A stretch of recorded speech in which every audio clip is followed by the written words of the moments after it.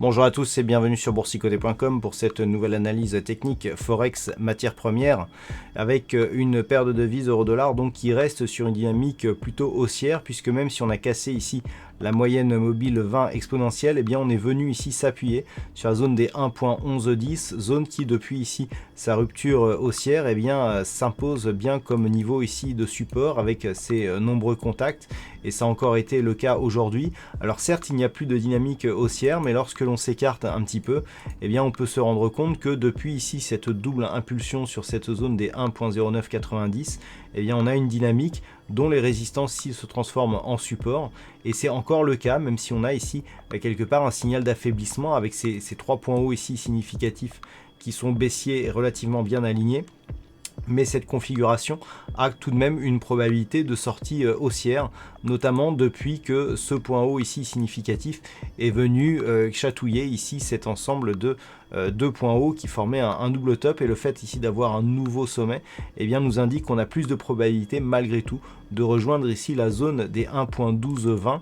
Toutefois, si une rupture significative des 1.1110 se mettait en place, eh bien, on aurait tendance à invalider ce scénario. Et puis sur la paire de devises livre sterling contre dollar américain, eh bien on a un retour sur la zone donc 1,2970. Alors hier je vous indiquais qu'un retour dans la zone ici 1,2970, 1,3011 était probable. On est vraiment entré dans cette zone. D'ailleurs on peut voir que sur le premier contact on est entré ici dans cette zone et tout de suite on a eu un petit rebond en intraday. Mais il semblerait voilà que la bougie actuelle veuille s'enfoncer ici dans cette zone.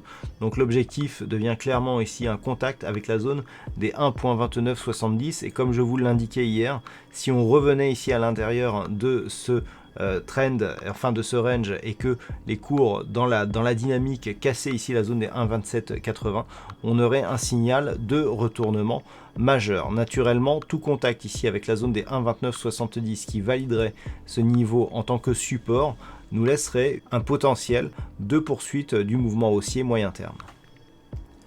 Et puis sur l'or, nous avons toujours ici une configuration de test de cette zone 1477-1480. C'est vraiment cet espace qui est testé actuellement. On peut le voir donc depuis maintenant quelques temps. Nous avons ici cette zone qui se fait ici entre ces deux niveaux horizontaux que l'on a du mal à casser. On est encore une fois venu le tester aujourd'hui. On est venu s'échouer ici sur la zone des 1481.